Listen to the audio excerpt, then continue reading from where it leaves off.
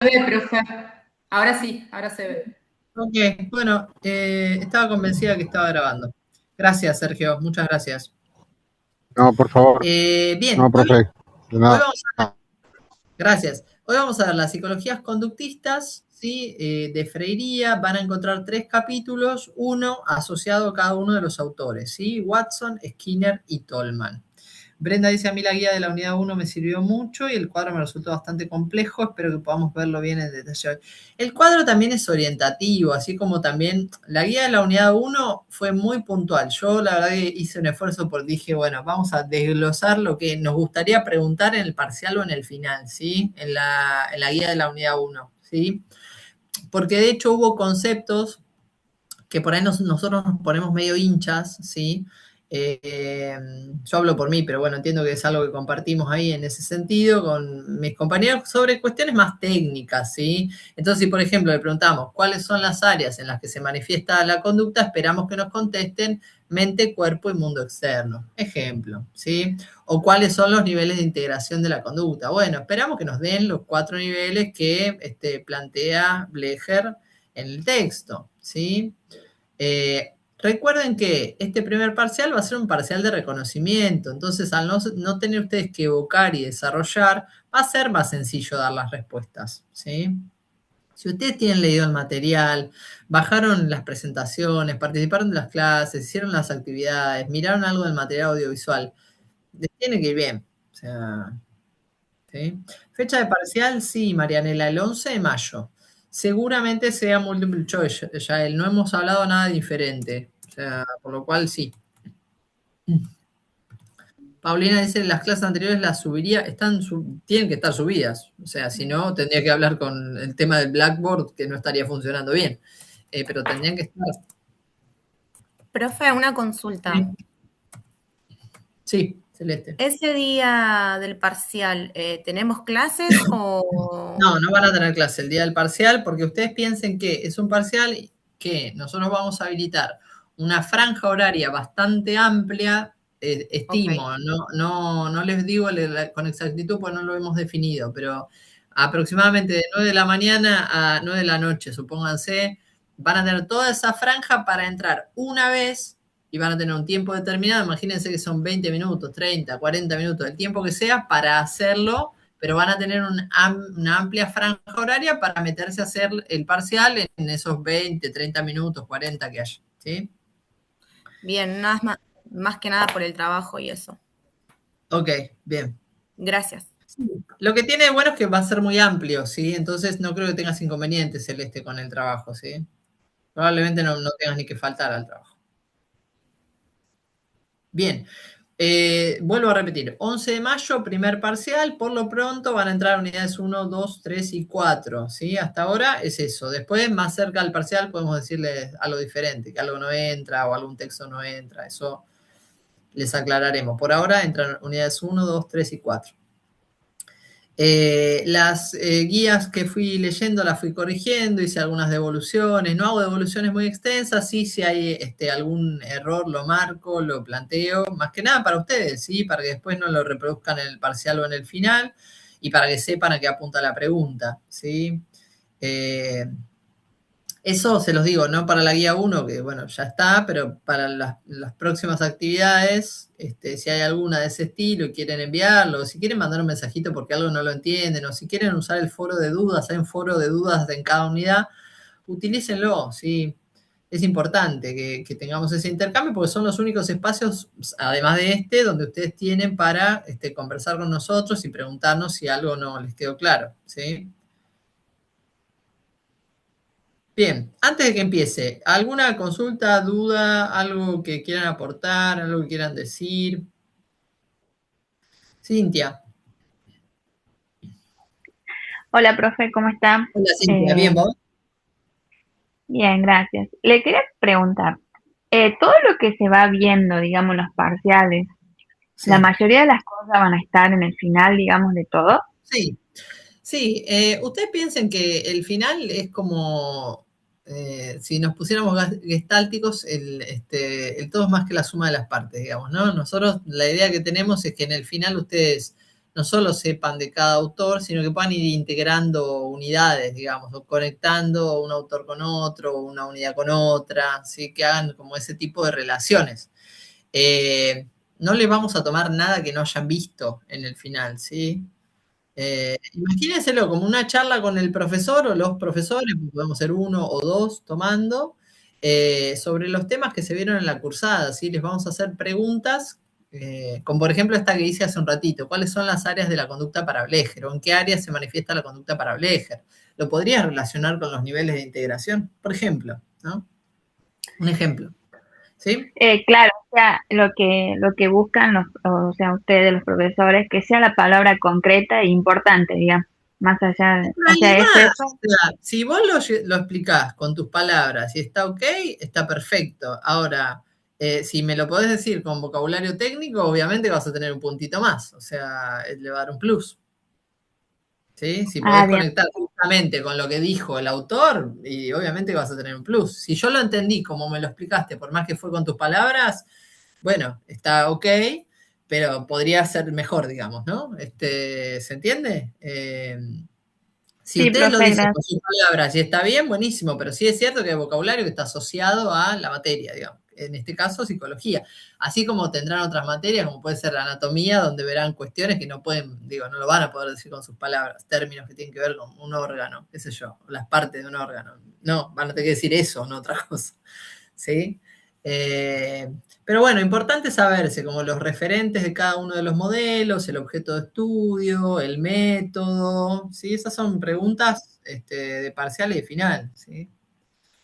Martina dice tipo estímulo-respuesta. Sí, por ejemplo, el esquema estímulo-respuesta para cada uno de los autores, ¿sí? Por ejemplo, yo podría decir, bueno, ¿y qué trae de novedoso Tolman al conductismo? ¿No? Y que alguno de ustedes contestara, lo de las variables intervinientes, profe, qué sé yo, por ejemplo. ¿Sí? El que no leyó todavía conductismo no tiene ni idea de lo que estoy hablando. Nadia. No podía abrir el micrófono, profe. ¿Cómo está? Buenas noches. Bien, muy bien, muy bien. La consulta era porque usted había dejado como un foro, que yo no sé si esa actividad había que hacerla, no había que hacerla. Yo la hice por la duda.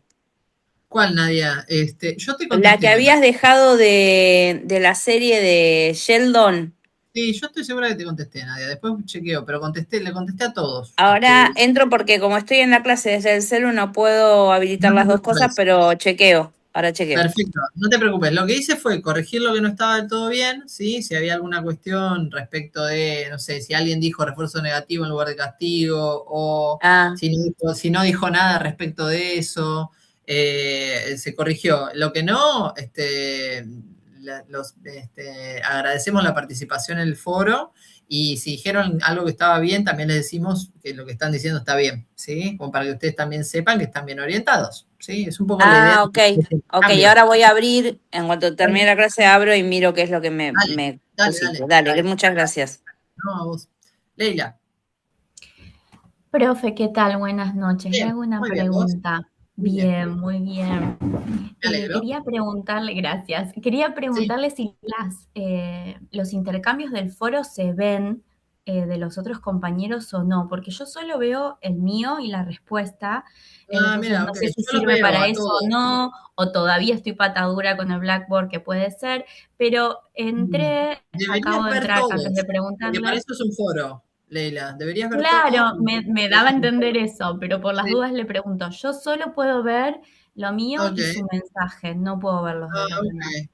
Ok, no debería ser así. Vamos a preguntarle al resto a ver qué tal, porque a ver si es un problema general o es una cuestión en particular, ¿sí? De cualquier modo. Yo puedo ver el de todos, profe. Los comentarios de bien. todos puedo verlo. Bien, ok. Bien, Laura, gracias. ¿En debates? Claro, en las dudas, digamos, se ven lo que van preguntando y respondiéndose. Ok. No, a mí no me aparece. Bueno, seguiré chusmeando y si bueno, tengo que preguntar a la plataforma. Lo tomo igual, Leila.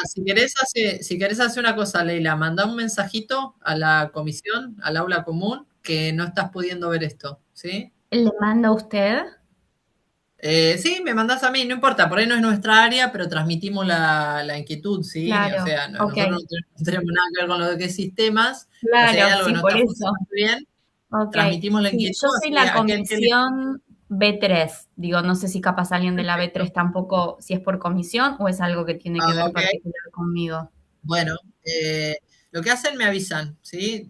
La idea es que es un debate, entonces como es un debate, ustedes deberían verlo y Claro, por se lo... eso. Ahí dice, yo Sí, tampoco veo, soy B3. ok. Capaz es de Bueno, comisión. listo, lo transmito entonces. Gracias, Leila, por No, comentarlo. Fe, Sí, buenísimo. Muchas gracias. gracias. Sí, de hecho, una de tus compañeras en una de las comisiones no se había subido la unidad 3 y por suerte me avisó, le agradezco, no recuerdo en este momento el nombre, pero lo pude subir nuevamente. Yo subí el material el fin de semana y una compañera me dijo, profe, no está.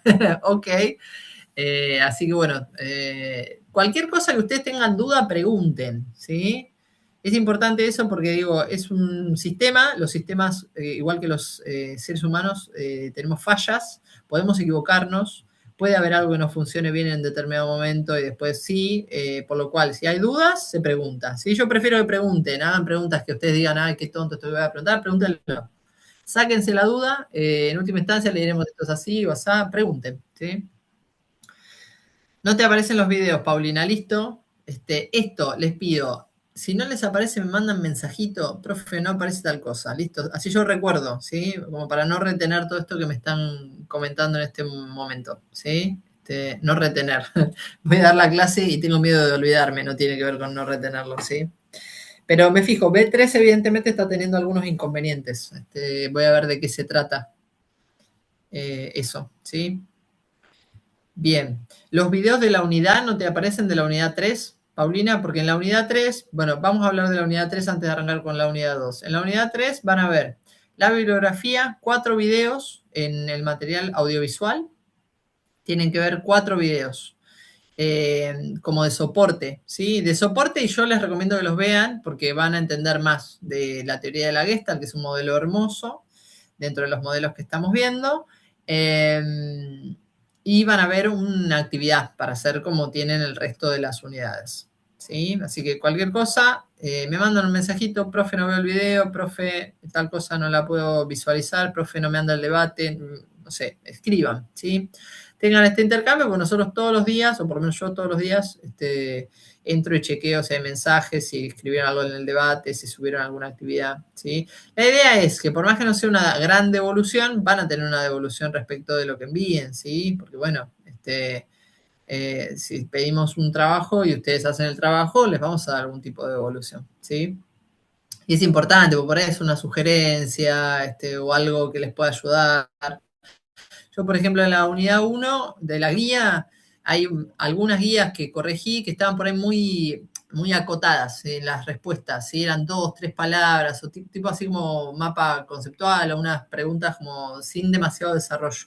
Entonces, mi sugerencia fue, para el parcial y sobre todo para el final, como contextualizar un poco y profundizar un poco más, ¿sí? Tal vez la respuesta estaba bien, era adecuada, pero estaba muy acotada. Entonces, bueno, la sugerencia es ampliar para cuando estudien para el final, ¿sí? Bien, bueno, B2 y me aparece todo lo que dice usted en la unidad 3. ¿Puede ser un problema en la comisión? Sí, sí puede ser, Valentina. Sí, puede ser, es una posibilidad. Así que voy a chequear justamente la comisión B3, que es la que me dicen que está teniendo los inconvenientes. Y lo voy a transmitir a la gente de sistemas, también como para que nos ayude con eso. Bien, vamos a ir con las psicologías conductistas de Freiría. Espero que algo de lectura de esto hayan tenido, por más que todavía no hayan leído el material de la unidad 3. Espero que lleguemos a ver algo igualmente de la unidad 3 hoy. Vamos a ver a Watson, a Skinner y a Tolman en las psicologías conductistas. Bien, vamos a hacer una primera diferenciación. Les iba a preguntar algo, no sé si acá lo pasé. Acá pasé las fotos del laboratorio de psicología experimental de Wundt, porque vamos a aprovechar este Creo espacio que para... sí. Sí, profe, lo pasó. Listo, perfecto, excelente. Como ya lo vimos, vamos a enganchar con esto, ¿no? Vimos la psicología tradicional de Wundt y vamos a hacer una diferenciación con esa psicología que viene después, ¿sí? Que es la psicología de los conductistas de la mano de Watson, Skinner y Tolman, ¿sí? Watson con un conductismo clásico, Skinner con su condicionamiento y Tolman con un conductismo más intencionista o propositivo. vamos a ver cómo diferencia entre la psicología tradicional de Wundt y las psicologías conductistas, que en Wundt el objeto es la conciencia, ¿sí? Recuerden que el objeto de estudio pasa a ser la conciencia y el método que propone la introspección experimental en condiciones de laboratorio, ¿sí? En cambio, en las psicologías conductistas, el objeto, ¿sí?, va a ser la conducta observable. El método va a ser la observación directa y la experimentación. Sobre todo se realizaron investigaciones en animales, perros, ratas, palomas, ¿sí?, que después fueron traspoladas los resultados y las conclusiones a los seres humanos. La psicología tradicional de Wundt se decía que era una psicología atomista, ¿sí?, porque lo que intentaba era investigar cuestiones más elementales, ¿sí?, más como si fuera atómicas, ¿sí?, como estudiar la parte del fenómeno y no tomar el fenómeno como tal. Tratemos de recordar también aquellas críticas que hacía Blecher a la psicología tradicional, por eso después Blecher habla de la conducta en situación y el hombre concreto, ¿no? Concreto y real. Voy relacionando, fíjense que lo voy a incluir también a Blecher en esto. Se decía también que esta psicología tradicional, aparte de ser atomista y elementalista, porque analizaba los elementos, ¿sí?, para llegar a conocer esta conciencia, sería asociacionista, fisicalista y académica. ¿Académica por qué? Porque la idea tenía que ver con teorizar, ¿sí?, con escribir respecto de, y no con pasar a cuestiones más de tipo práctica o que le sirvieran o le fueran útiles a la sociedad, ¿sí? Y se decía que esta ciencia conectaba justamente con el realismo empirista, ¿sí?, que tenía que ver con la experiencia en la realidad, y se decía que también estaba conectada con el naturalismo y el materialismo. Las psicologías conductistas, ¿alguien tiene el micrófono abierto? Le voy a pedir que lo apague, por favor. Parece que le olvidó encendido. Ahí no lo escucho más, perfecto. Bien, las psicologías conductistas, el método ya no es la introspección experimental, sino la observación directa y la experimentación, porque justamente el objeto de estudio es la conducta observable, la conducta que podemos ver. Era una psicología, y esto sí lo comparte con la psicología tradicional de Wundt, elementalista, asociacionista y fisicalista, ¿sí? Pero era una psicología sin conciencia, por lo menos hasta Tolman, ¿sí? Tolman ya no habla de conciencia, pero sí habla de variables intervinientes, esto que él introduce en el esquema estímulo-respuesta, entre el estímulo y la respuesta. No podemos hablar aquí de conciencia, pero sí de ciertos fenómenos mentales, ¿sí? Entonces, Watson y Skinner no hablan de conciencia ni de nada que tenga que ver con lo mental, o sea, ellos se abocan y se enfocan en lo que tiene que ver con la conducta, y Tolman sí nos trae algo diferente. Psicología de aplicación y utilidad para la sociedad. Acá sí se diferencia de la psicología tradicional de Wundt, que era una psicología académica o academicista, ¿sí? Donde quedaba todo como en el grupo de científicos que estaba estudiando. En cambio, las psicologías conductistas tenían una cuestión relacionada a que pudiera sí o sí aplicarse y tener utilidad para la sociedad, y es aquí donde se llama la psicología como ciencia natural, ya que se intentaba que la psicología tuviera más o menos los mismos parámetros que en ese momento se tenían en cuenta para que un conocimiento científico fuera tomado en cuenta como justamente científico de la ciencia natural, ¿sí? Por eso se tomó la psicología como ciencia natural con estos parámetros. Bueno, acá va todo junto, no va separado, pero cuando se adaptan las presentaciones a veces tenemos algún desfasaje. Entonces, tenemos el conductismo, que es una de las corrientes fundamentales dentro de la psicología, caracterizada justamente por su énfasis en el estudio del comportamiento observable, ¿sí?, el comportamiento o la conducta observable, y su rechazo a la introspección como método científico. Este enfoque propone que la conducta puede ser analizada, medida y explicada a partir de la relación entre estímulos y respuestas. Por eso se va a tomar como algo tan importante el esquema estímulo-respuesta y las diferentes versiones o variaciones entre los autores. Esto ténganlo presente porque podría ser una pregunta de parcial o de final, ¿sí? cómo es el esquema estímulo-respuesta en los distintos tipos de condicionamiento o de conductismo, ¿sí?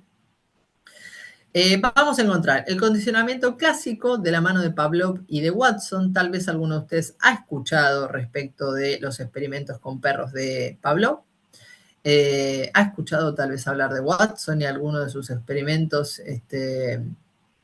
un famoso experimento que tiene con un niño, ¿sí? El pequeño Albert, ¿sí? Un niño y una rata. Después lo vamos a ver a Skinner con su condicionamiento radical, su condicionamiento operante, y lo vamos a ver luego a Tolman, más cercano a la Gestalt y a la psicología cognitiva, con lo que se llamó conductismo intencionista o propositivo.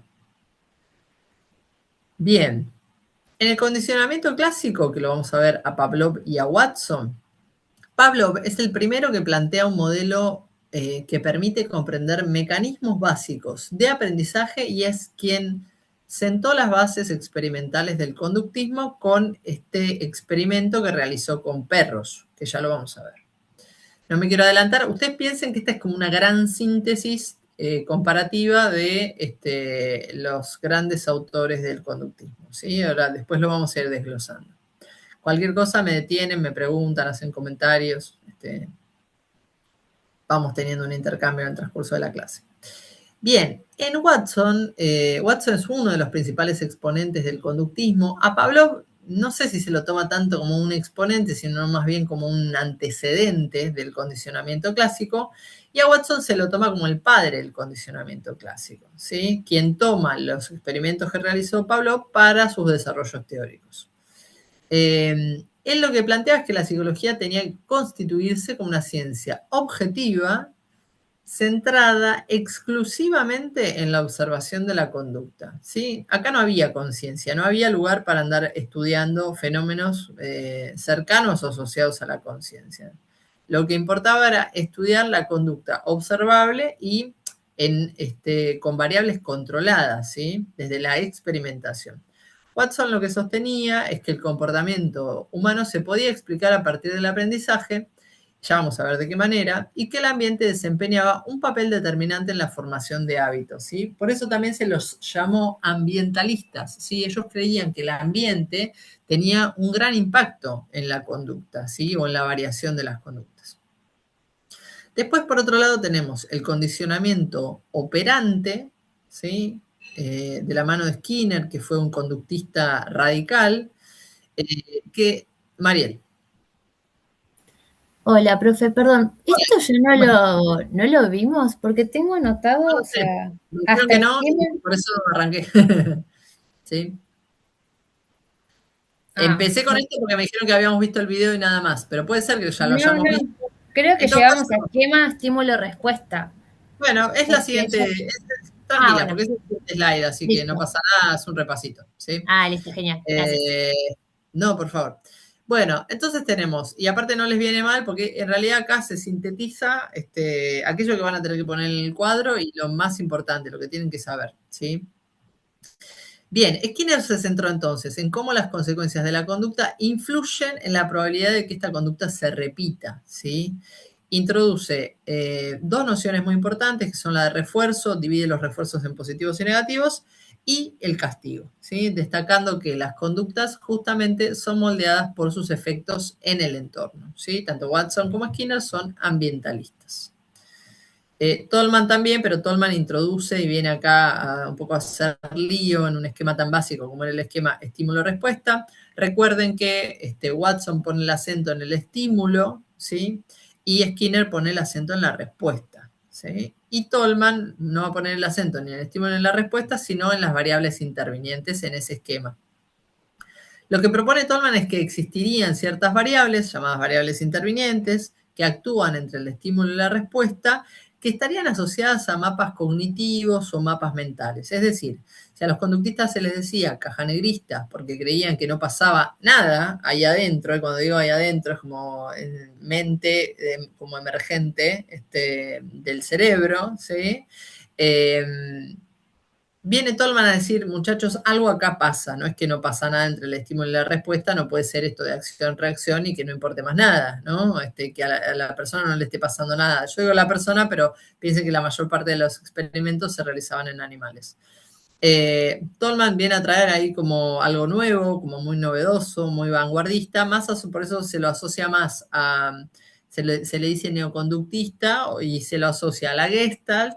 Por eso también realizó ciertos estudios asociados a la conducta molar. Recuerden que Blecher toma esta diferenciación entre conducta molar y molecular de Tolman y plantea que es importante centrarse en las variables intervinientes, que hay una intención en la conducta. Esto ninguno de los dos, ni Watson ni Skinner, hablan de intención o de intencionalidad. Y habría ciertas representaciones internas, no solo del ambiente, sino que ciertas representaciones que influirían en ese esquema de estímulo-respuesta. No sería como tan básico y simple, digamos. Sin desmerecer las teorizaciones del conductismo clásico y el conductismo radical de Watson y Skinner.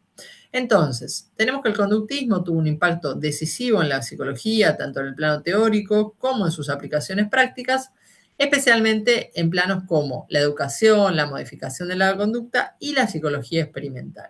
Su finalidad, el control y la predicción de la conducta, sobre todo en Watson y Skinner, ¿sí? Tolman tiene una visión diferente.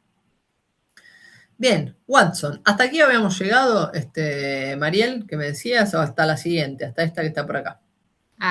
No, Bien. la siguiente. Está bien. Igualmente repasemos a Watson, fundador del conductismo, algo de esto dijimos, psicología animal, estudios de neurología y fisiología, toma, recordemos, los estudios de Pavlov con perros, ¿sí? Y él decía que había que llegar a una psicología que pudiera ser abordada de manera objetiva y experimental, ¿sí? Por eso también se la llamaba psicología como ciencia natural, ¿sí? Donde el objeto fuera la conducta.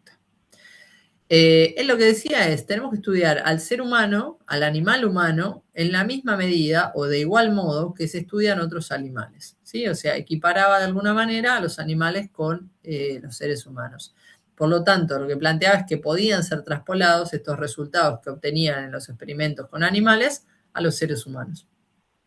Realiza una definición de comportamiento como el conjunto de respuestas adaptadas, objetivamente observables, determinadas justamente por estímulos también observables, en forma objetiva que ejecuta un organismo biológico. Fíjense la definición, ¿no? Cómo de alguna manera está muy puesto el acento en lo que se puede ver, ¿sí? En lo observable y justamente en las condiciones experimentales, ¿sí? Repite objetivo, ¿sí? Que fuera objetivamente observables, determinadas por estímulos observables, todo aquello que se pudiera medir, ¿sí? Esto también hace una crítica a esa psicología tradicional que de alguna manera estaba intentando analizar un objeto de estudio como la conciencia, que no había una manera muy objetiva de analizar, por más que se hubiera definido este método, el de la introspección, ¿sí? Como método de estudio. Era ambientalista, Watson, y planteaba que las diferencias entre seres humanos son producto del ambiente y la educación, ¿sí? Estaban en contra del innatismo, ¿sí? Decían, no venimos con todo, la herencia no tiene un impacto, sino que lo que impacta y lo que importa es el ambiente, ¿sí? En el desarrollo del ser humano y en el desarrollo de las conductas observables del ser humano. Bien, algunas definiciones importantes. Mariel me decía que acá nos habíamos quedado la clase pasada. Yo tenía ese registro, pero bueno, como estoy en otras comisiones, podía llegar a decir algo distinto. Bien, el estímulo es toda acción que incide sobre el organismo, corresponde tanto al medio físico como al social, pueden ser internos, como puede tener que ver con alguna sustancia, una hormona, algo que nos suceda, ¿sí? En nuestro ambiente interno, más desde lo más biológico, o externo, ¿sí? Algo que suceda en el ambiente justamente externo. Pueden ser simples o complejos. Los simples justamente tienen que ver más con lo biológico y los complejos más con lo social. Las respuestas son justamente reacciones a estos estímulos, ¿sí? Piensen que Watson había hecho este esquema como más básico, ¿sí? Él decía, hay un estímulo y cuando aparece un estímulo hay una respuesta. Es acción-reacción, ¿sí? Y esto es lo que importa. Lo que importa es el estímulo, ¿sí? Él ponía el acento acá, en el estímulo. En este esquema van a ver que en el texto de Freire lo van a encontrar una E, la E la van a encontrar más grande, y en Skinner van a encontrar la R más grande, porque justamente Skinner ponía el acento en las respuestas. Watson tenía una posición determinista, mecanicista, ¿sí? Justamente esto que decimos, acción-reacción, y justamente ante un estímulo lo que se produce es una respuesta. Él planteó una ley que se llamó ley de frecuencia, que sirvió para explicar el aprendizaje, que plantea que se produce el aprendizaje justamente por la conexión de conductas que el sujeto ejecuta con mayor frecuencia. Es decir, que aquellas que se producen con mayor repetición generalmente son las que se sostienen en el tiempo, ¿sí? Por eso se llamó ley de frecuencia. Bien, acá lo tenemos a Pavlov. No sé si conocen el experimento, esto ya tendría que ser nuevo en esta clase, no sé si conocen el experimento con perros que hizo Pavlov. Pavlov fue un neurofisiólogo ruso. ¿Alguno conoce este experimento de Pavlov con los perros que salivaban? De hecho, hay alguno hace algún chiste del estilo, ay, como los perros de Pavlov. No, dice Marina. Bueno, a los perros de Pavlov experimentó justamente con perros, se les ofrecía alimento. Pavlov justamente estudió la salivación en perros, se les ofrecía alimento y se veía que el perro salivaba, ¿sí? Perdón, profe. Sí. Comenté que sí, que lo viene profesorado, pero me sale como que estoy bloqueada o algo mi comentario. Ah. No, yo lo veo tu comentario, Karina, lo vi en el no sé por qué profesorado. me salió. Yo lo veo, No, me dice problemas de conexión cuando lo toco. Bueno, pero eso es otra cosa. No importa. Sí, yo lo veo. Sí, yo lo vi tu comentario, vi también el comentario de Celeste, que también dijo que lo vio el profesorado, Cecilia, Melina. Perfecto. Bueno, algunos saben de lo que estoy hablando, otros no, así que vamos a repasarlo. Pablo le ofrecía alimento. ¿Sí? Disculpe, no sé si es algo que había escuchado sobre que hacía un sonido, sonaba como una campana, él lo hacía sonar. Sí, muy bien.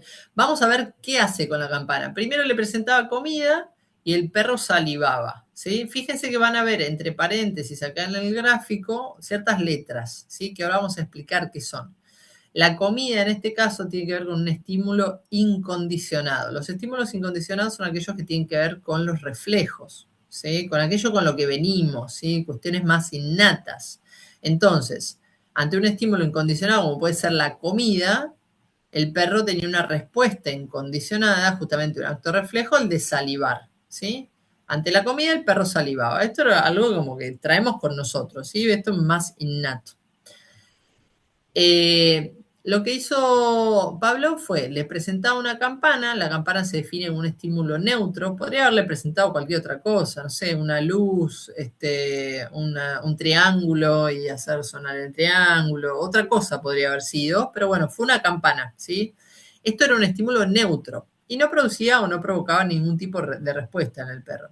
Lo que se hizo fue asociar estos estímulos, por un lado el estímulo incondicionado con el neutro, es decir, la comida con la campana, uno que producía la salivación por estar asociado de esta manera, justamente desde lo innato, y se repitió muchas veces, ¿sí? O sea, se le daba la comida, se hace sonar la campana, el perro salivaba. Se le daba la comida, se hace sonar la campana, el perro salivaba, ¿sí? Muchas veces se repitió esta situación.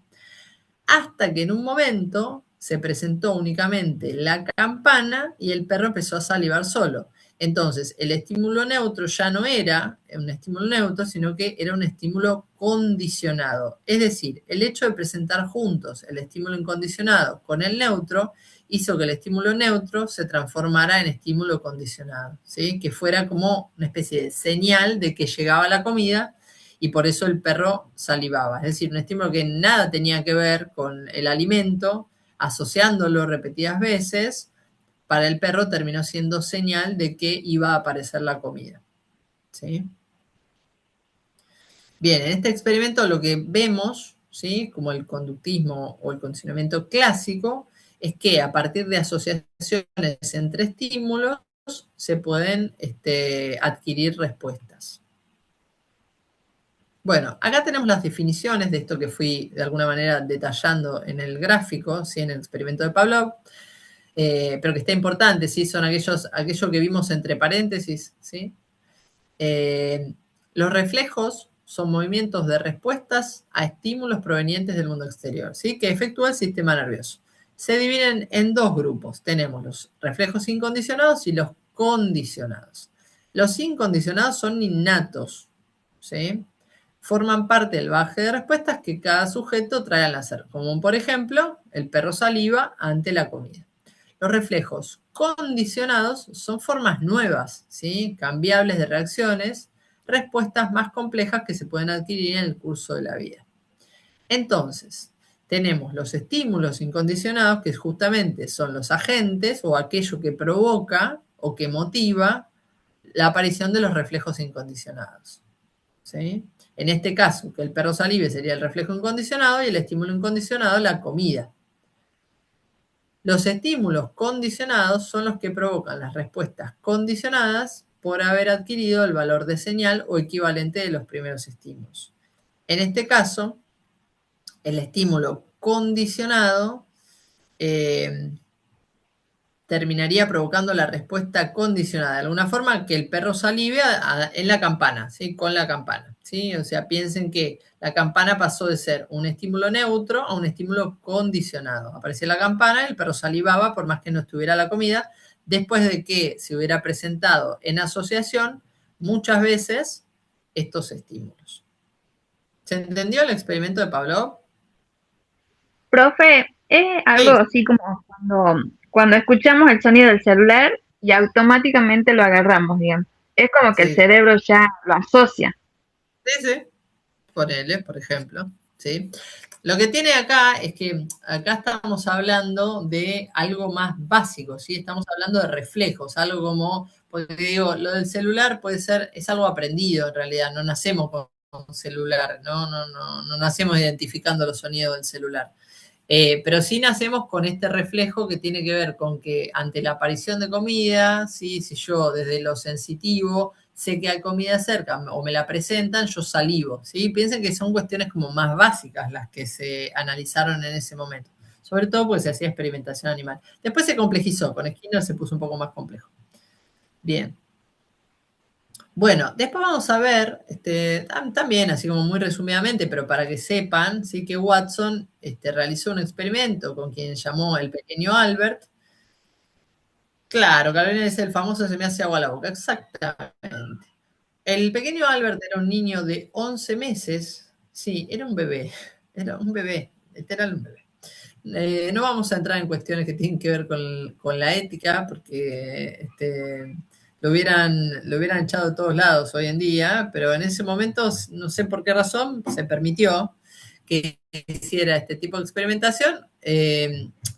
Lo que hizo fue, le presentaron una rata al niño, podría ser un hámster, imaginemos que era un hámster, un ratoncito de India, ¿sí? El bonito, y el nene estaba re contento. Entonces, se reía, ¿sí?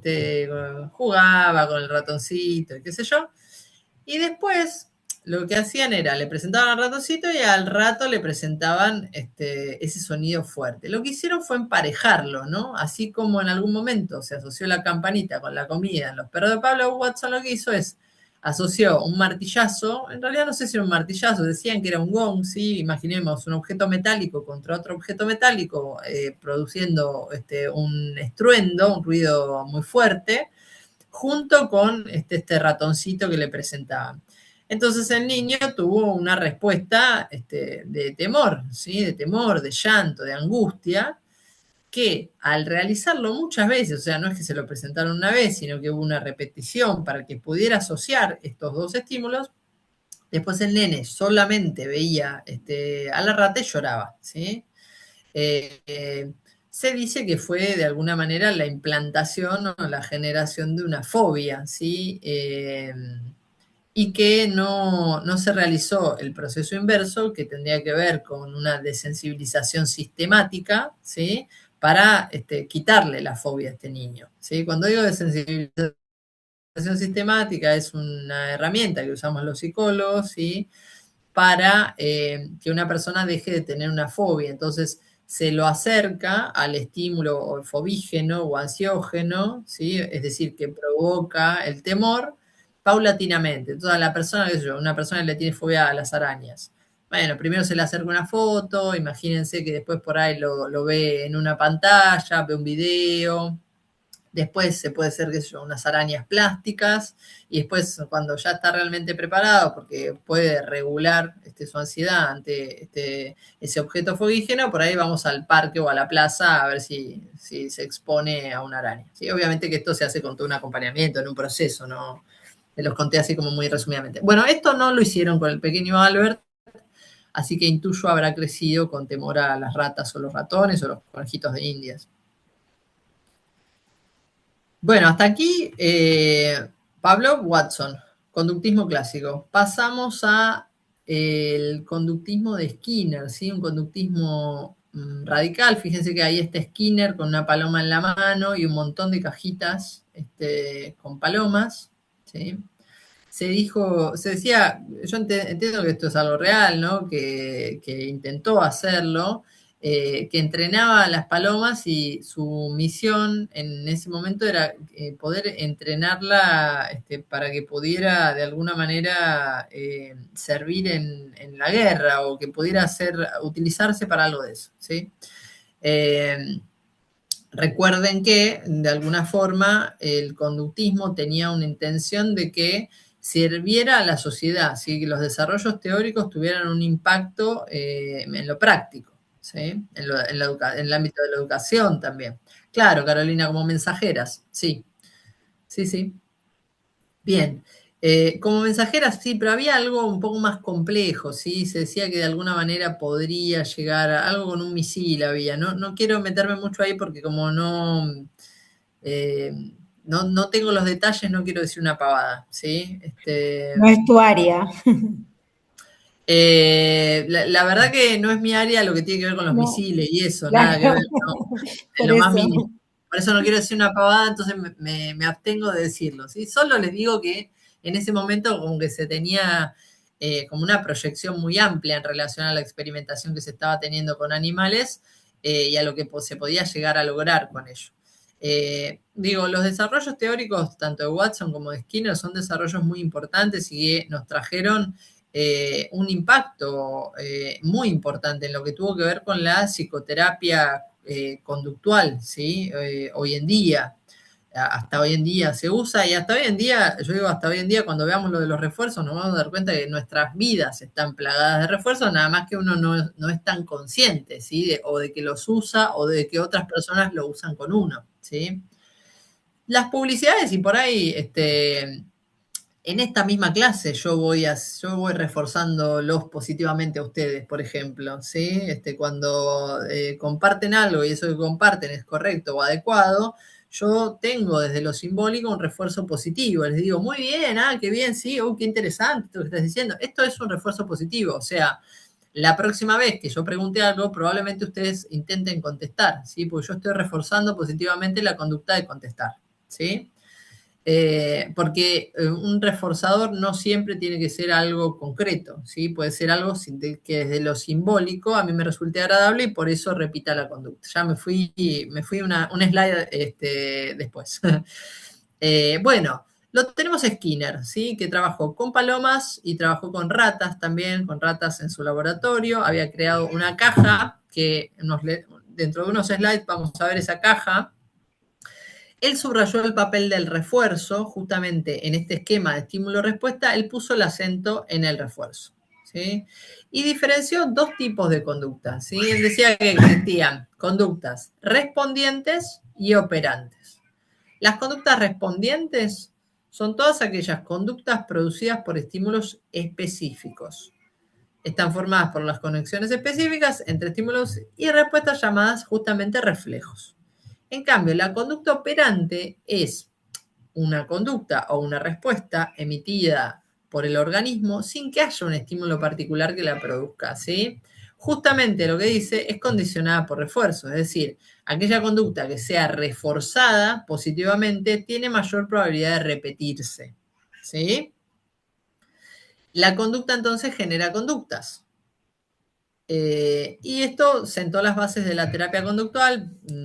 Les pido por favor que lean el texto de apoyo de Chamorro, donde se hace un desarrollo mayor en relación a el conductismo como bases de la terapia conductual. Es sumamente interesante lo que allí plantea.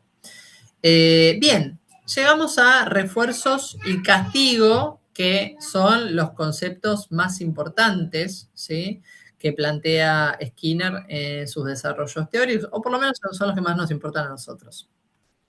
A ver, hay un micrófono encendido, sí, puede ser.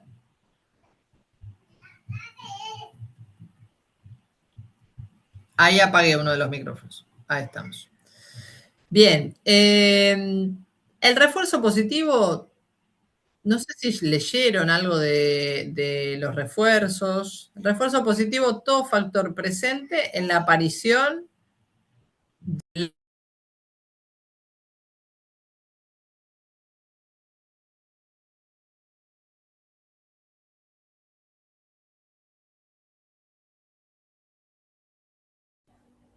¿Se cortó? Se ve que sí, también, se ve que sí porque tampoco sale la fotito de la profe. ¿Cortó usted también? Sí, parece que se le cortó a la profe. A ver ahí, ¿me escuchan? Ahí está. Sí, Ahí. sí, ¿Ahí me profe, escuchan? ahora sí. Sí, Bien, profe. perfecto. Bueno, decía, no sé hasta dónde llegamos, pero repito lo de refuerzo positivo. Es todo factor que está presente en la aparición de la operante cuya presencia produce alguna satisfacción, y esto es como la parte más importante del refuerzo positivo, fortaleciendo justamente la probabilidad de que esa conducta emerja nuevamente. Es decir, después de la conducta sucede algo satisfactorio que hace que yo vuelva o tenga ganas de volver a repetir esa conducta porque aquello que vino después me gustó mucho, ¿sí? Para decirlo así como llano y concreto. Por ejemplo, en el video que lo vimos, el video acá, ¿no? En el video de Big Bang Theory, o si no lo vieron, si lo vieron en la actividad, los que realizaron la actividad, hay una situación. El texto de refuerzo tendría que estar en la bibliografía obligatoria, o sea, en el link debería estar. El texto de apoyo, Ángela, el de Chamorro debería estar ahí. En Listo, el gracias. que dice unidad 2, profe. Ah, no. En el que dice unidad 2, sí.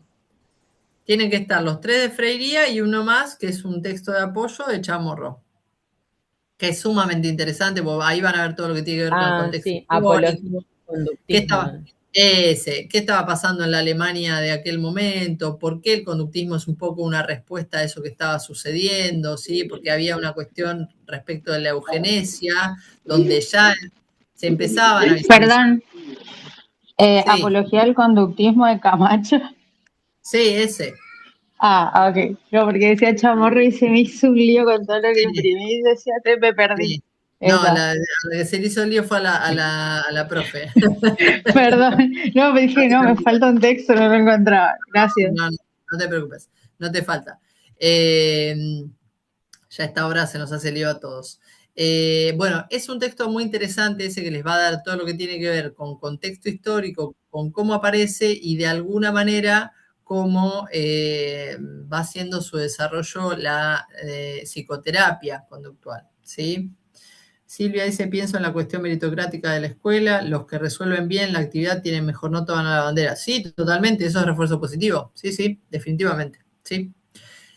¿A alguno se le ocurre algún otro refuerzo positivo, ya sabiendo cuál es la definición, habiendo visto el video? Silvia está compartiendo con nosotros. Mi sobrino, por ejemplo, no quería entrar al jardín y la mamá le prometió un huevito Kinder. Entonces, él esperaba, salía sin llorar por el Kinder, obvio. Claro. Ok, bien.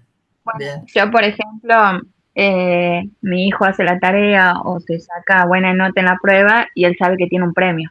Ah, ok. Bien. Cobrar el aguinaldo, dice Martina, sí, cobrar el aguinaldo, sí. Todo lo que sea premios de los trabajos, ¿sí? Bonos, ascensos, todo eso, bonos de producción, todo eso es refuerzo positivo. Sí, todo eso. Camila, querías decir algo y te corté, perdón. Ah, no, iba a decir que, por ejemplo, con los niños pequeños, si comen la comida saludable, tienen postre. Sí, es una contradicción eso, ¿no? Porque comen la comida saludable, pero digamos, ¿cuál es el Mientras postre? Digo, coman saludable, no. no es una manzana, digo, el postre. No. Claro. O, profe, Bien. si por ejemplo tenemos un examen con usted y nos da una buena nota, y nos dice, por ejemplo, nos felicita, también nos da más ganas de seguir aprendiendo. Sí, muy bien, muy bien. La nota, ya de por sí la nota puede ser un refuerzo positivo. Ahí leía que alguien dijo, si le quito o si le saco tal cosa, bueno, eso no es refuerzo negativo, sino castigo. Y ahora vamos a esto que es importante saber cuál es la diferencia entre refuerzo negativo y castigo.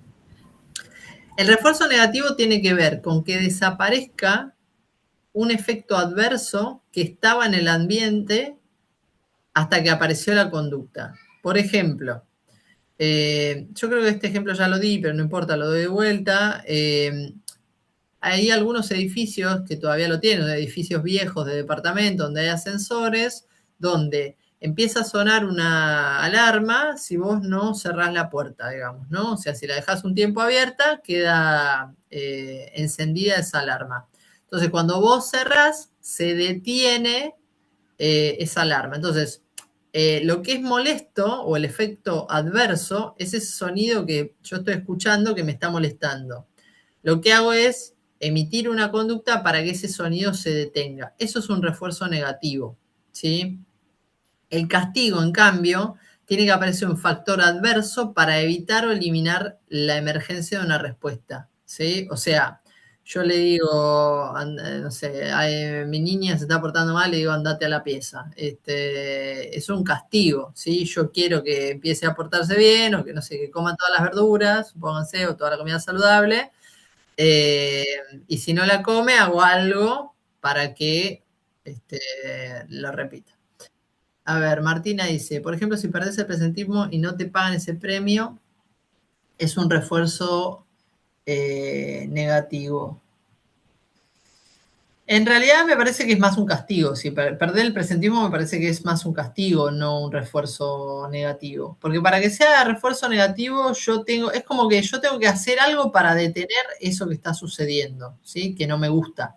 Como cuando te pones el cinturón, ese es otro buen ejemplo, Karina, excelente. Vieron que hay autos que tienen sensores si el cinturón está o no está. Alguien en la comisión anterior me decía, en McDonald's, entiendo que en la parte donde trabaja la gente, si no te lavas las manos como antes de ingresar a la cocina, suena una alarma. Hasta que no te lavaste las manos, recién después puedes ingresar ahí. Y por ejemplo, profe, si yo le digo a mi hijo, cuando le digo a mi hijo que ordene su cuarto y ya no lo reto, entonces va a querer seguir ordenando, digamos. O sea, yo ya no lo reto y él ya quiere seguir ordenando. Podría ser, sí, podría ser. Pero a veces sirve, a veces no, a veces sirve, a veces no sirve. O sea, piensen en esto en términos de probabilidad, ¿sí? Los refuerzos positivos aumentan los refuerzos, tanto positivo como negativo, aumentan la probabilidad de una respuesta, ¿sí? El refuerzo positivo porque me brinda algo satisfactorio y el negativo porque emitiendo yo una conducta detiene aquello que no me gusta. ¿Se entiende? ¿Sí? No es un castigo, es negativo porque la presencia es insatisfactoria, la presencia de eso que está sucediendo es insatisfactoria. Es como que das algo bueno para que la conducta se repita. En realidad no das algo bueno, haces una conducta, no necesariamente algo bueno. Vos digo, che, cerrar una puerta de un ascensor, ¿es bueno o malo? No sé, habría que verlo. Éticamente no sé si es bueno o malo, hay que hacerlo. ¿Sí? Profe, el refuerzo negativo puede ser, por ejemplo, cuando un profesor está dando clase y los chicos hablan y de golpe el profe deja de hablar y es como que eso hace que los chicos, no sé, cambien esa conducta, no sé. No, eso puede ser una llamada de atención y en realidad tiene que ver con cambiar el foco de atención, pero digo, ahí no hay nada negativo que se detenga, digamos. O sea, entiendo que sí, por ahí al profesor le parece molesto que los chicos no estén prestando atención, pero tiene que ser algo que realmente se asocie de esta manera. Ahí no hay una asociación. Esa asociación la puedes hacer como mentalmente, ¿no? Con otro tipo de análisis. ¿Sí? ¿Qué decir con estos ejemplos más sencillos, ¿sí? De la puerta del ascensor, o si suena la alarma para que me ponga el cinturón de seguridad? Quédense con estos ejemplos más básicos, ¿sí? Que tienen que ver con que tengo que emitir una conducta para que desaparezca algo que me está molestando, ¿sí? Que en realidad es como buscado, o sea, desde lo exterior es buscado que eso suceda, ¿sí? Se me pone un ruido fuerte para que a mí me moleste, para que yo emita esa conducta, en realidad me está protegiendo, ¿no? Cerrar la puerta del ascensor o ponerme el cinturón, ¿sí? Siempre es algo malo. O, profe, el sistema inmobiliario creo que son, sí, en Estados Unidos, que hacen sonar una campana cuando venden una casa o algo así. Ahí es una cuestión ahí como más de celebración, me parece, Laura. Eso sería capaz que es un refuerzo positivo, eso, no sé. No sé cómo lo ubican, sí. Pero sí, puede ser, o sea, puede ser, es una posibilidad. Y el castigo, como les decía, el castigo ya se sabe que es ineficaz en relación a que la conducta se repita o deje de repetirse. En realidad tiene que ver con que deje de suceder algo que no me gusta, ¿sí? ¿Por qué es ineficaz? Porque se sabe que para que el castigo sea eficaz tiene que ser mayor cada vez que se produzca, digo, como que tiene que ir en orden de complejidad creciente, ¿sí? Hay investigaciones al respecto, por lo cual el castigo no sirve. Sí se puede utilizar el refuerzo positivo para negociar, ¿sí? Sobre todo cuando uno tiene hijos y necesita de alguna manera ir negociando algunas cuestiones en la crianza, ¿no? Bien, hasta aquí he entendido diferencias entre refuerzo positivo, negativo y castigo. Sí. Bien. Yo sí, está muy bueno, muy interesante. Bien. Bueno, ahí alguien estaba preguntando, esto espero que alguien le conteste a la compañera Abril, si tienen grupo de WhatsApp la pueden agregar, como bueno, sean solidarios ahí con la compañera. Entiendo que hay algunos que empezaron la carrera hace poquito, la semana pasada, o recién se están poniendo ahí un poco a tono. Sí, así que eso, yo no tengo problema que utilicen el espacio, pasen los links que quieran, ¿no? Porque entiendo aparte que se genera algo más de comunidad que les va a sumar a ustedes, ¿sí?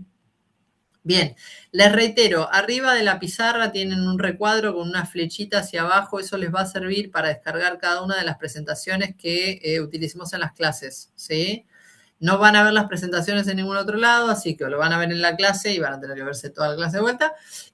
O utilicen, sí, el recuadro ese que está ahí arriba con la flechita para descargar la presentación, ¿sí?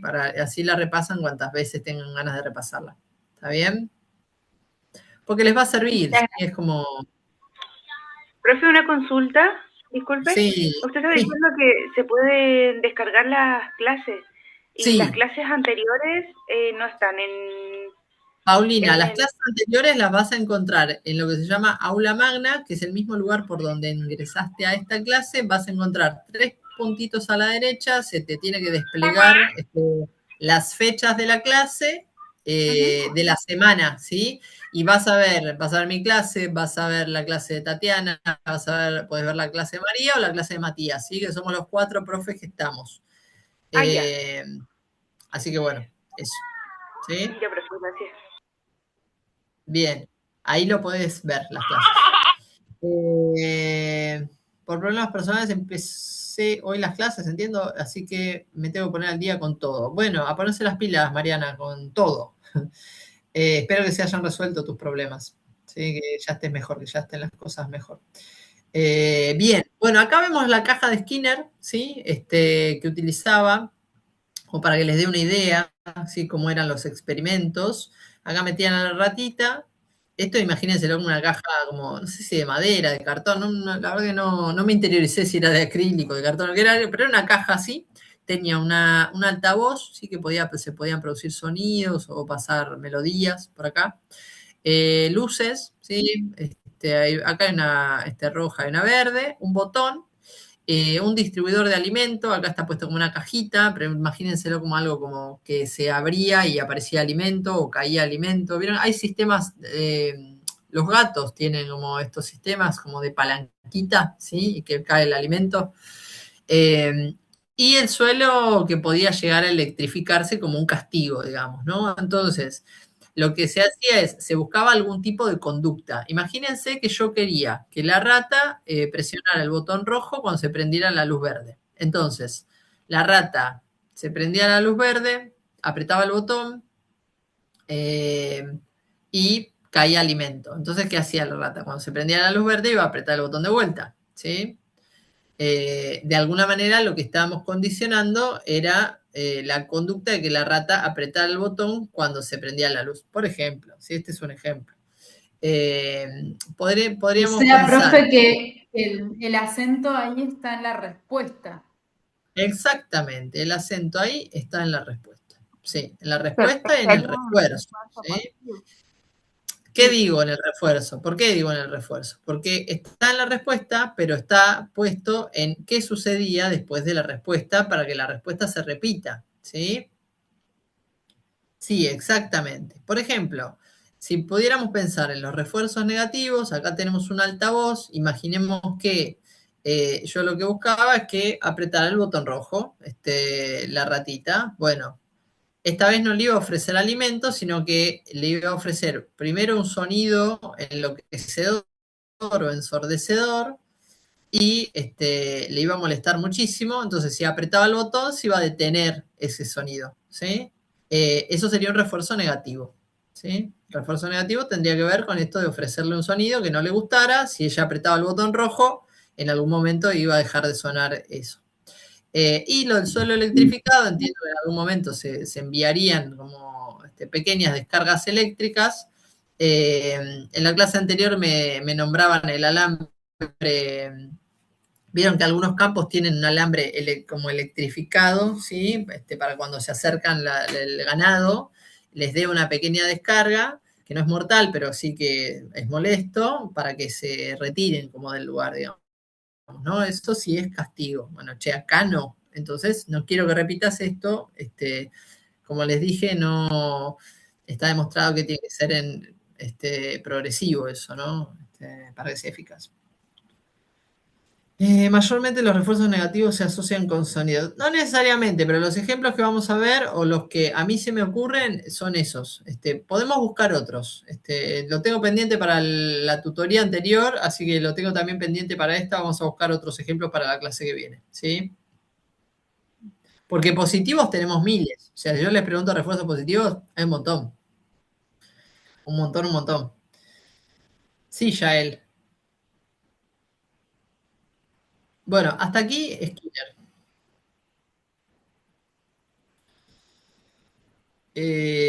Sí, me lo podés compartir, el experimento de Lisa. Si querés compartímelo, compartime el link. O si querés compartirlo acá compartilo si querés acá en el link, en el chat, el link en el chat, ¿sí? Perfecto, excelente. Si tus compañeros lo quieren ver, yo después lo miro y si está interesante lo podemos pasar a la clase que viene. Bien, el último que vamos a ver de los conductistas es Tolman, ¿sí? Con su conductismo intencionista. Fíjense que les pusimos fotito de todos para que puedan asociar, ¿sí? La foto con el referente. Bien, Tolman es el último de los conductistas. Tenemos su conductismo intencionista. Él hace una síntesis, ¿sí? Entre conductismo y Gestalt, o está más cercano a la Gestalt y la psicología cognitiva o psicología cognitivista. En 1932 escribe un libro llamado Comportamiento propositivo en animales y hombres, por eso también se llama su conductismo propositivo. Se creía que la conducta tenía una intención. Fíjense que acá en el esquema estímulo-respuesta vamos a incluir lo que él llamó variables intervinientes o participantes, ¿sí? Pasamos de 2, o sumémoslo a Pavlov, 3 pensadores, ¿sí? Pavlov, Watson, Skinner, ¿sí? Que podríamos llamar cajanegristas. Era una especie, era una crítica, ¿sí? Cuando se lo llamaba así cajanegristas, ya que pensaba caja negra ahí en el medio entre el estímulo y la respuesta. Lo que viene a decir Tolman es, hay algo ahí, no es que no pasa nada, tiene que haber algo. Entonces se acerca más a o su intención tiene que ver con estudiar esos factores que llamó variables intervinientes o participantes, donde incluyó variables mentales, creencias, actitudes, esfuerzos por alcanzar metas, ¿sí? Importante esto también, él plantea el estudio de unidades molares, ¿sí? En esto también se diferencia de Watson y de Skinner, y esto es una excelente pregunta, o eso podría ser una pregunta de parcial, de final, ¿sí? Como, bueno, acá fíjense que los anteriores, ¿sí? Reducían, ¿sí? Su estudio a aquello que sucedía con la rata de laboratorio en determinadas o con determinadas características, ¿sí?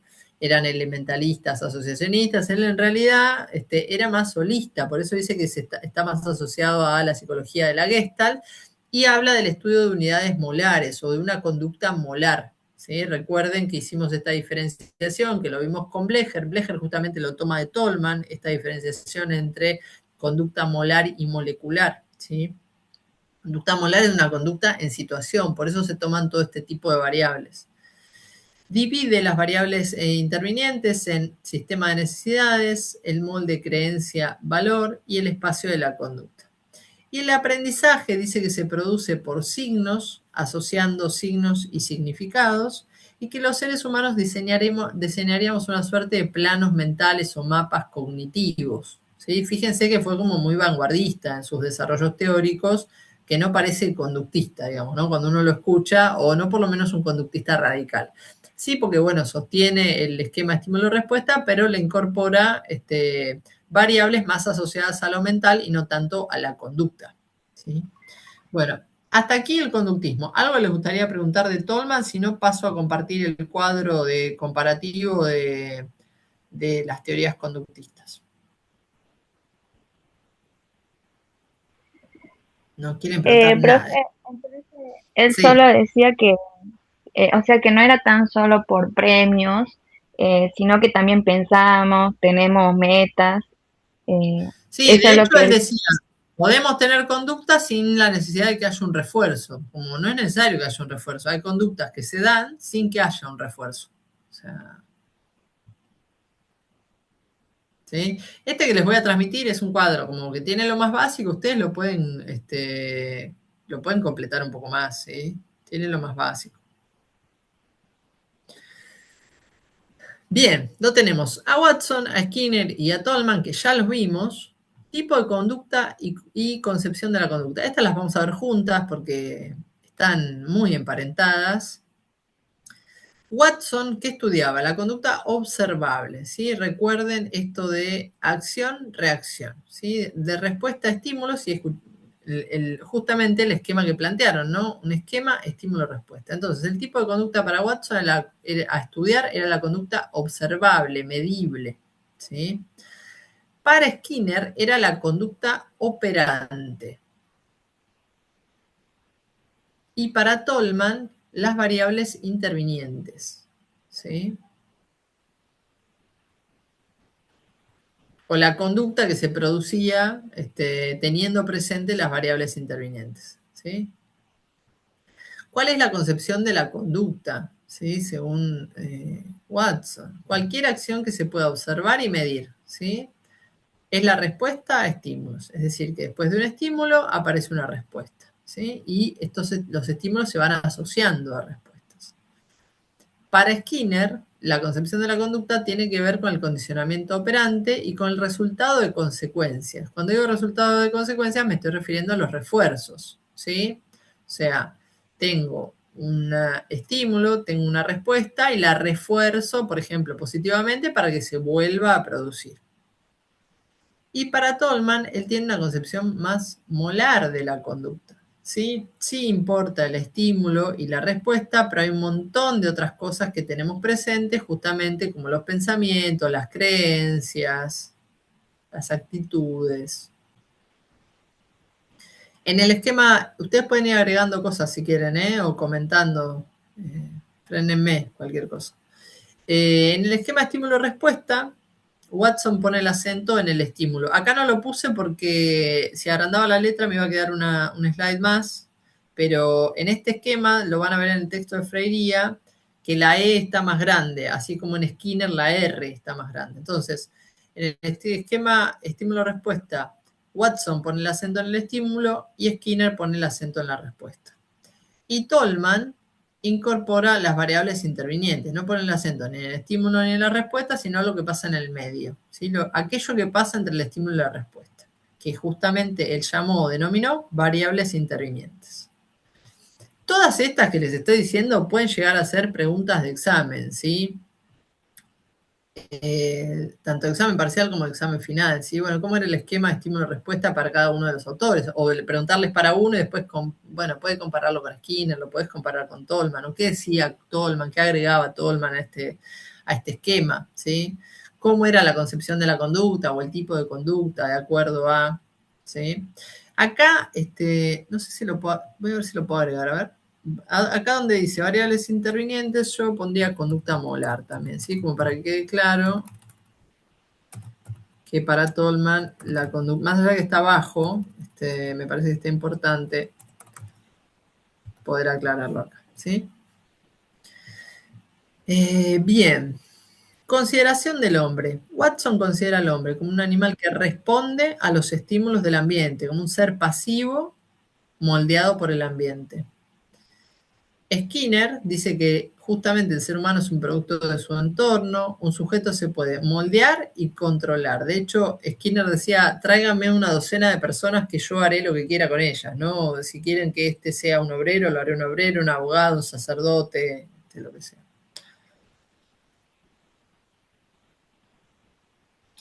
A ver, Florencia dice, ¿puede ser variable? Sí. Él era como que más... Cintia, aguardame un segundito. Sí. Decí. No, decime, yo después leo lo que dijo Florencia ahí en el chat. Dale.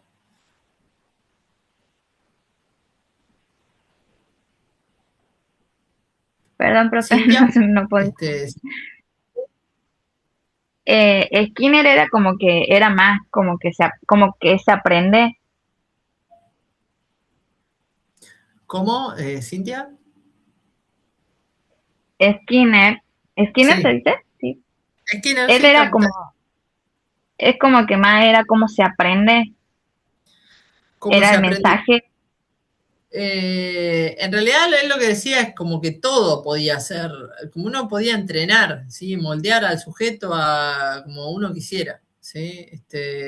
Con los refuerzos, ¿no? Con el uso de refuerzos. Como que de alguna manera uno podría hacer lo que quisiera con la persona que tuviera al lado si supiera qué conductas reforzar y cuáles no, ¿sí? En cuanto al aprendizaje, lo que de alguna manera dijo Skinner es que aprendemos por refuerzos, ¿sí? Y que podemos moldear la conducta justamente por refuerzos. No sé si respondía a lo que decías con esto, Cintia. Sí, profe. Ok, bien. Florencia dice, ¿pueden ser variables intervinientes cómo se siente la persona o el sujeto experimental cuando se genera el estímulo y por eso sucede dicha respuesta? Sí, justamente Flor Tolman dice, hay un estímulo, pasa algo en la persona, o sea, piensa, siente, tiene ciertas creencias, hay cosas que impactan en su vida, por eso habla de la conducta molar, que no tiene que ver únicamente con el estímulo que se presente, y que eso también influye, además del estímulo, en la respuesta que dé, ¿sí?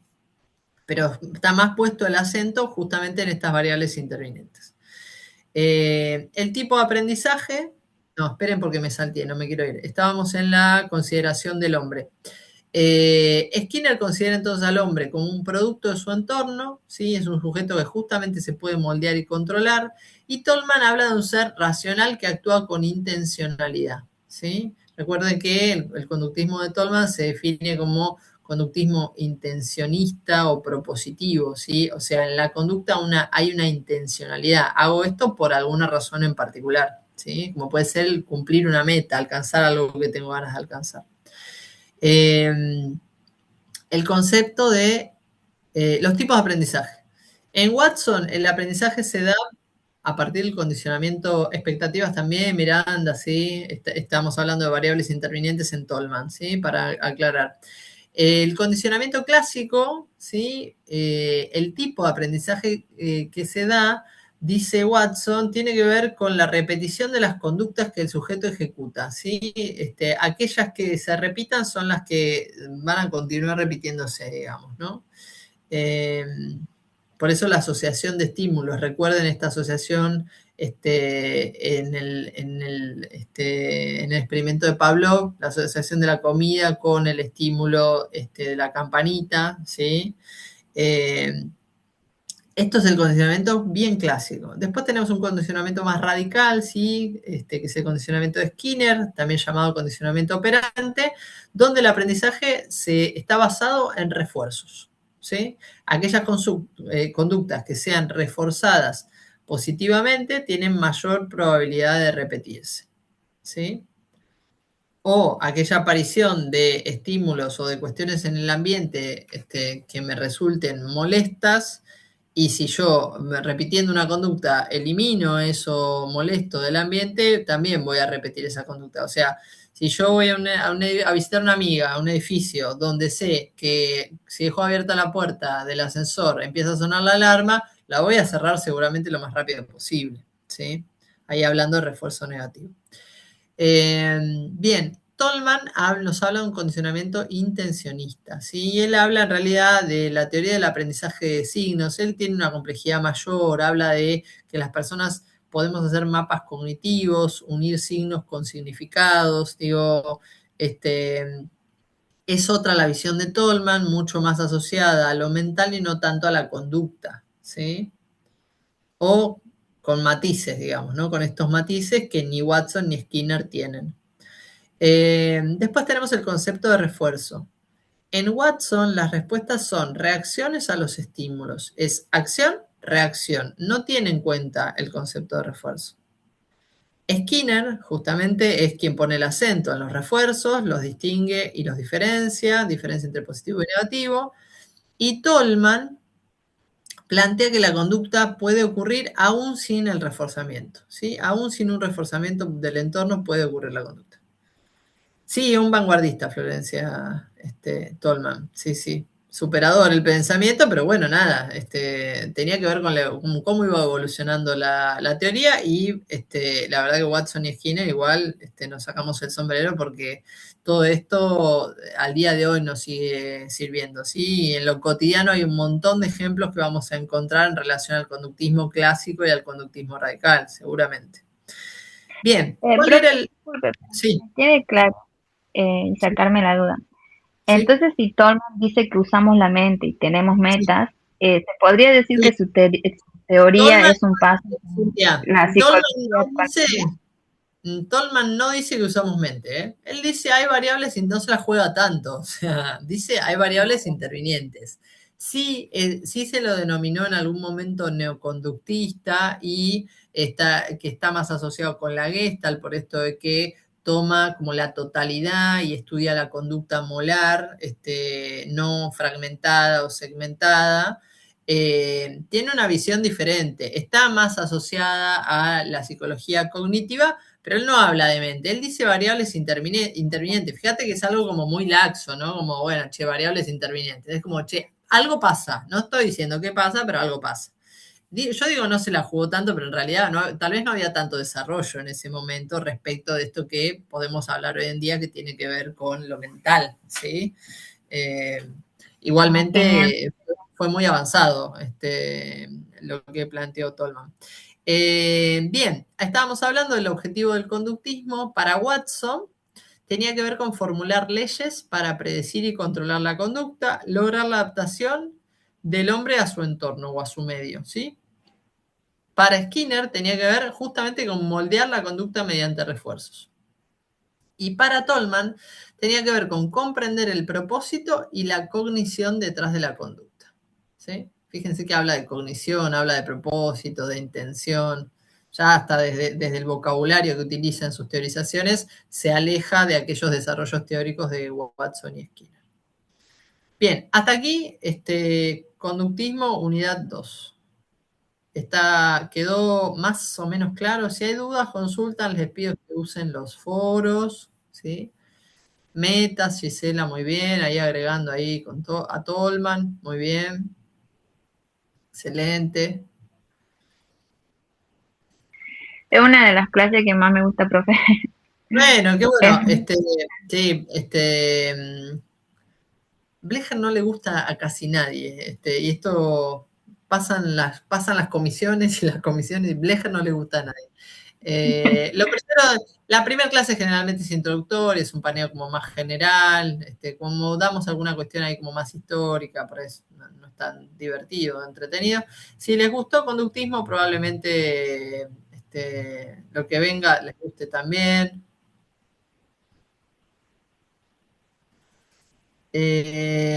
Mara dice, me pongo protector y dejo de quemarme. Protector solar, decís. Pasa que te tenés que haber quemado ya. Es como, pero te tenés que haber quemado ya. Digo, y tiene que estar sucediendo in situ. Digo, en ese momento tiene que estar sucediendo. Pero no importa, para la clase que viene voy a buscar ejemplos y ustedes también, y los vamos a compartir. ¿Sí? Bueno, vamos con Gestalt, ¿sí? Por lo menos a arrancar con psicología de la Gestalt.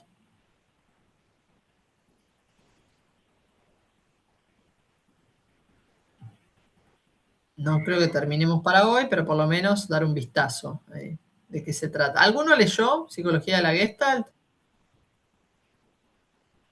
Ah, esa puede ser, esa me gustó la que dijo Mara. Saco la basura porque hay olor, digamos, no deja de haber olor a basura. Imaginemos que.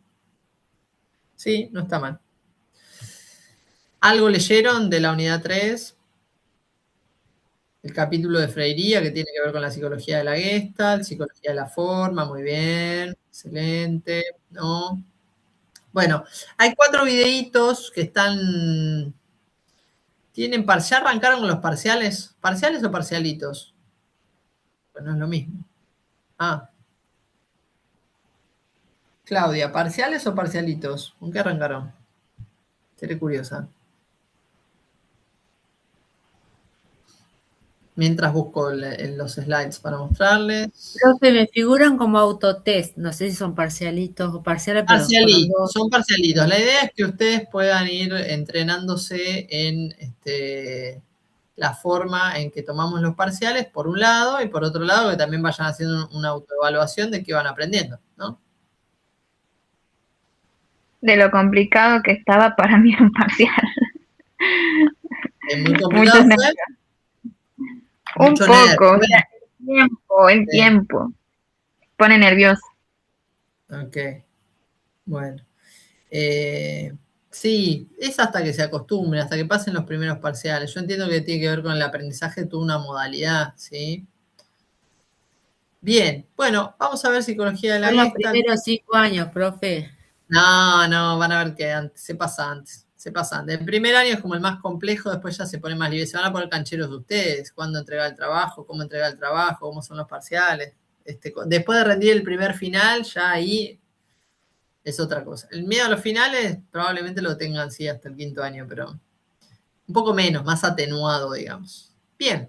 Igual cuando sea el 4.º y 5.º año, tenemos que ir presencial. Me imagino que lo vamos a conocer, digamos, personalmente. ¿A mí? Sí. Yo estoy en Mar del Plata, a menos que me inviten, que es una posibilidad igual, es una posibilidad porque viajo seguido, pero bueno, sí, es una posibilidad. Igual falta para eso, faltan 5 años, pueden pasar tantas cosas en 5 años, por no estar como profesora ya de esta cátedra. Bien. Bueno, ¿qué ven acá en estas imágenes? Vamos que tenemos algo entretenido hoy. ¿Qué ven acá? 2 personas de frente.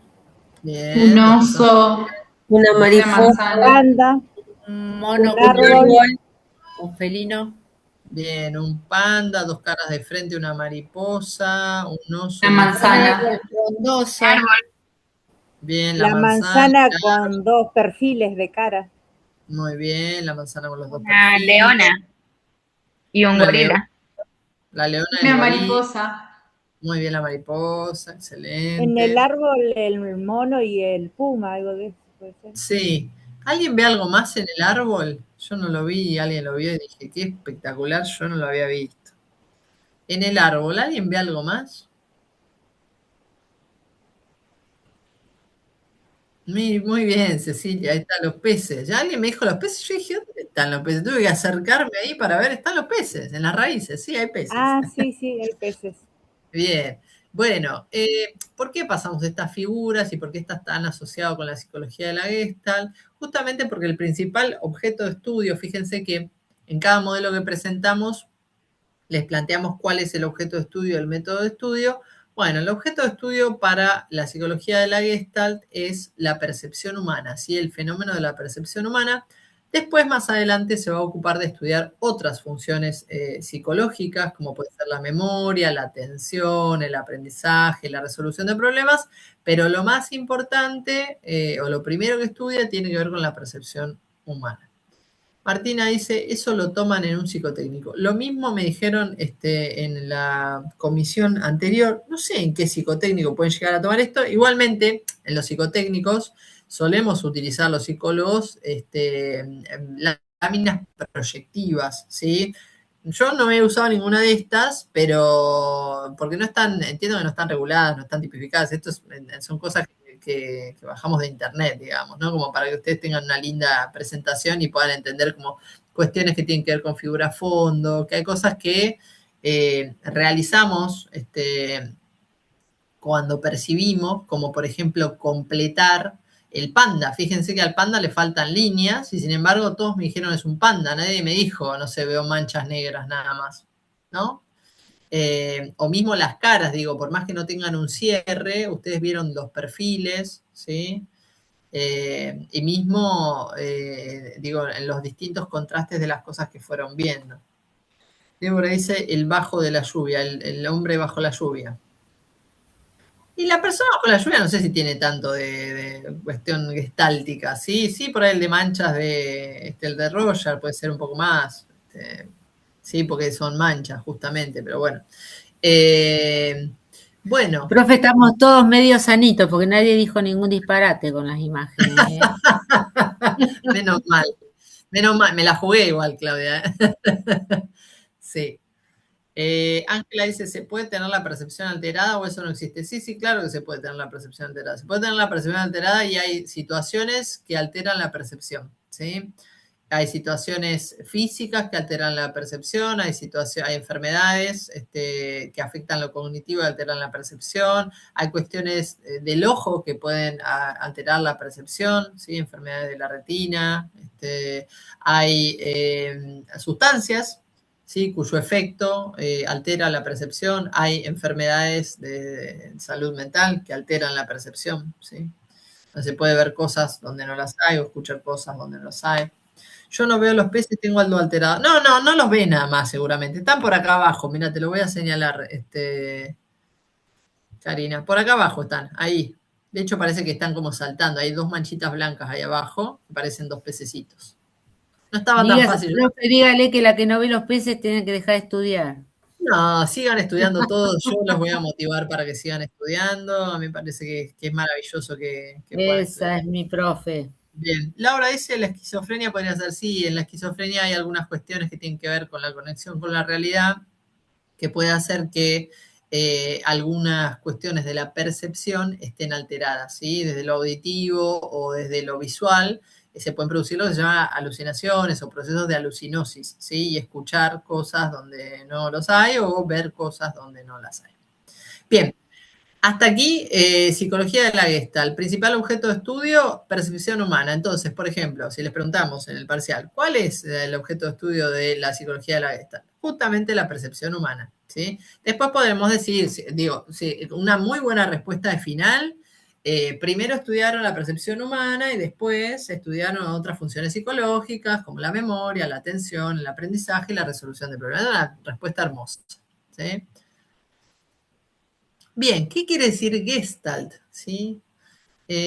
Son sinónimos de Gestalt: forma, figura, configuración y estructura. Todos estos términos nos permiten explicar por qué esta escuela se la denomina como estructuralista, ¿sí? Porque analiza la estructura. Recuerden que estuvimos viendo, bueno, eso ya lo voy a explicar igual, diferenciándose de otras corrientes ya vistas, porque si no me voy a saltear la presentación y voy más rápido de lo que deberíamos ir. Bien, psicología de la forma o de la Gestalt. Se conoce como Gestalt o psicología de la forma. O sea, les podemos preguntar qué es la psicología de la Gestalt o podemos ser un poco más enroscados y preguntarles por la psicología de la forma, ¿sí? Porque también se llamó de esta manera. Surge a comienzos del siglo XX en Alemania como una corriente que cuestiona las explicaciones atomistas de la psicología tradicional, especialmente aquellas que intentaban comprender la experiencia a partir de la suma de elementos aislados. Justamente recuerden que estuvimos analizando estas posturas que tenían que ver con lo atomista, con lo elementalista, ¿sí? Con el hecho de segmentar las conductas. Por eso también se lo asociaba a Tolman con lo gestáltico, ¿sí? Tolman que tomaba la conducta molar, ¿sí? Tenía en cuenta otros elementos.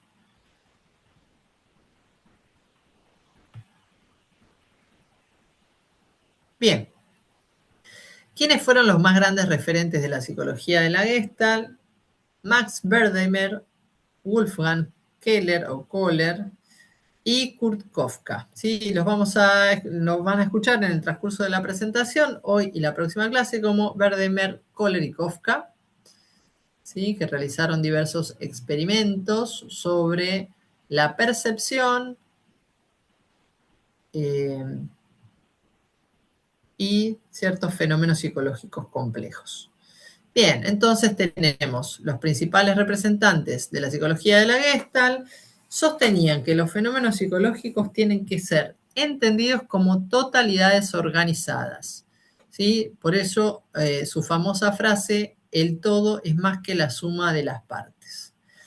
Entonces, desde esta perspectiva, la percepción, el pensamiento y el aprendizaje justamente no se explican por la asociación de estímulos. Fíjense como de alguna manera hay una crítica acá a la psicología como ciencia natural o al conductismo, sino por la organización estructurada que el sujeto realiza de la experiencia, ¿sí? Como algo más justamente, ¿no? Más molar, más amplio, más holista.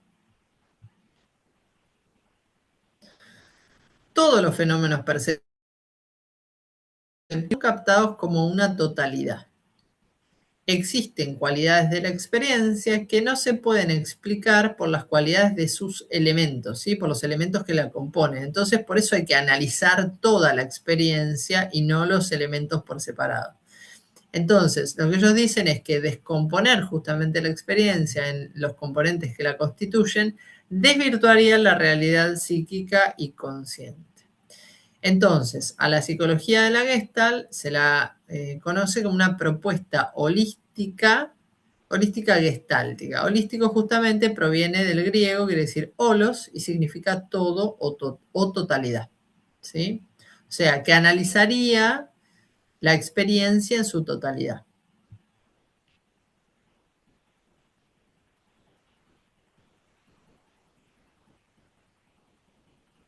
Bien, dijimos entonces que la postura de la psicología de la Gestalt es estructuralista, tiene una propuesta holística u holista, enfatiza la concepción justamente de la unidad y la estructura y se opone al elementalismo y a la asociación, ¿sí? Que vamos a repasar un poquito en relación a ello.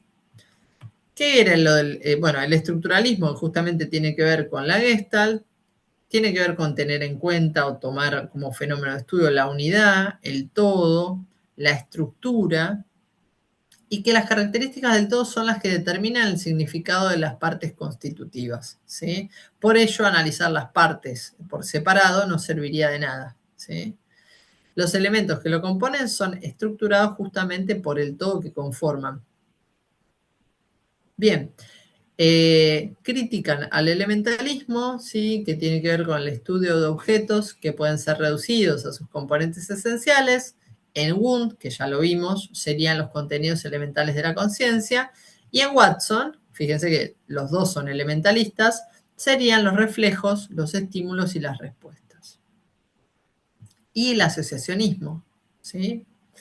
La Gestalt critica al asociacionismo, que es aquella concepción que enfatiza el papel de la asociación en la vida psíquica.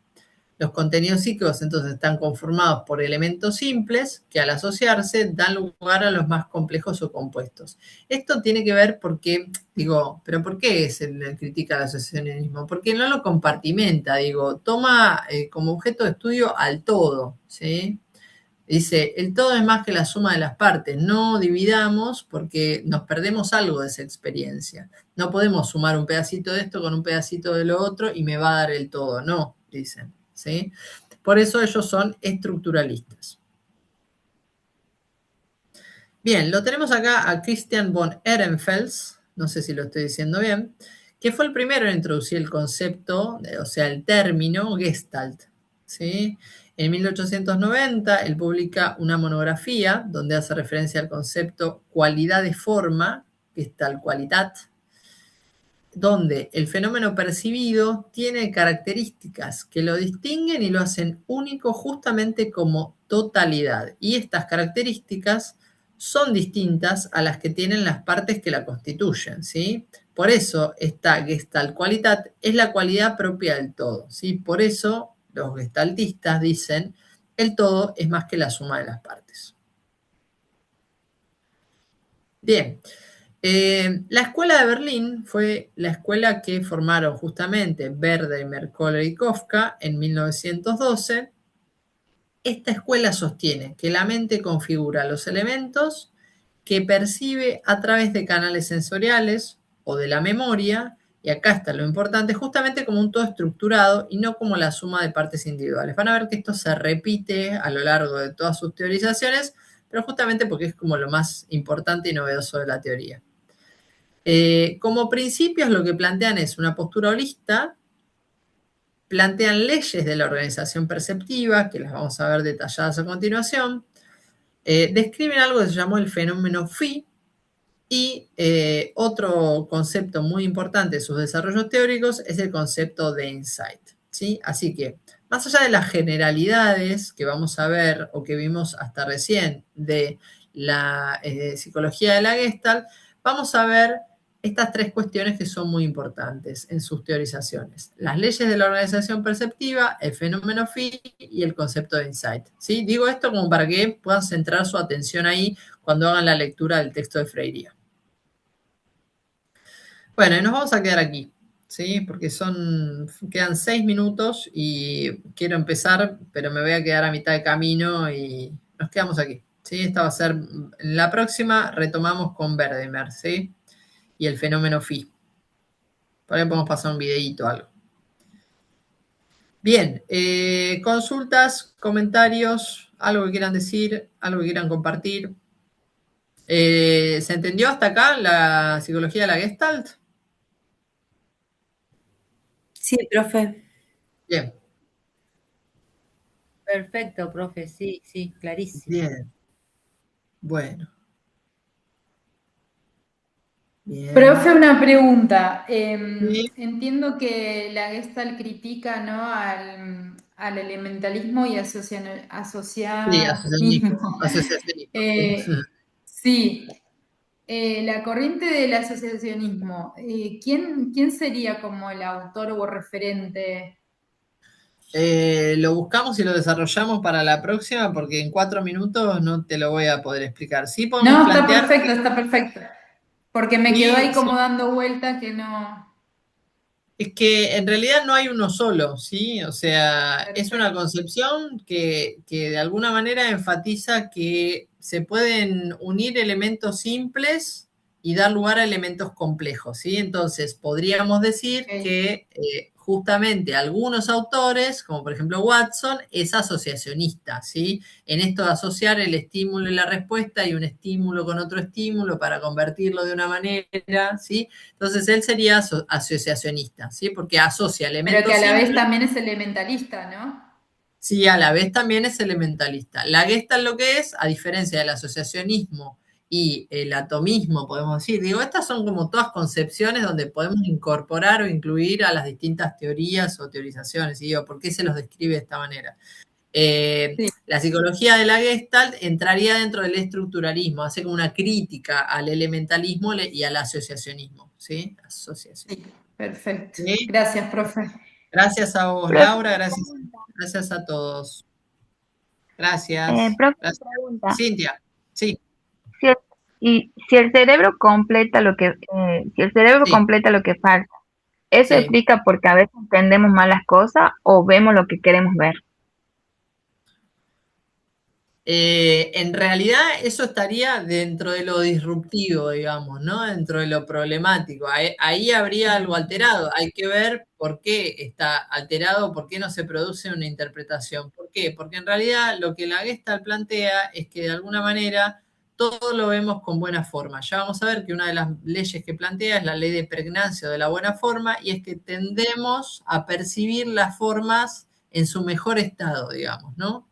O sea, si el panda ese es un conjunto de manchas, en realidad yo estoy viendo un panda y le faltan líneas, digo, hay cuestiones de cierre que ahí no están. Sin embargo, desde lo perceptual yo percibo y veo el panda, ¿sí? No es que veo otra cosa, ¿sí? Por la ley de cierre, digo, hay ciertas leyes de organización perceptual que me van a dar lugar a eso.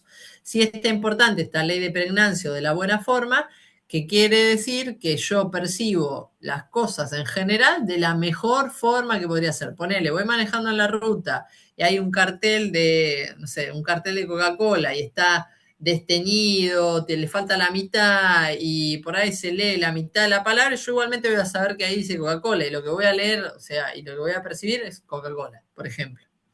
¿Sí? Por esta tendencia a ver las cosas con su mejor forma. ¿Sí? Ya en cuanto a alteraciones, ya ahí nos metemos en otro terreno, Cintia. Bueno, profe, gracias. Bueno, gracias a vos. Cualquier cosa, escriben por mensaje ahí en el aula común, lo que quieran consultar, ya sea algo que no esté subido del material, de la bibliografía o de las actividades, o si tienen alguna duda, participen de los foros, como para ir teniendo algún intercambio. Y nos estamos viendo la semana próxima, dándole continuidad a esta presentación de la psicología de la Gestalt.